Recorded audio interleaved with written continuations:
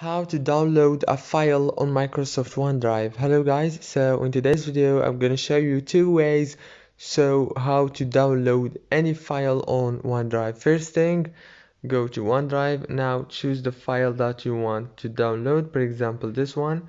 Now all what you have to do is click on those three dots right here, and here you will find the download option. Click on it and the file will be downloaded very easily and fast.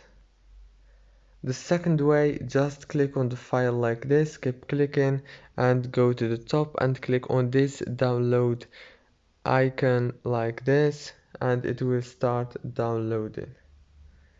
If this video was helpful, please don't forget to like and subscribe, and thank you so much for watching this video until the end.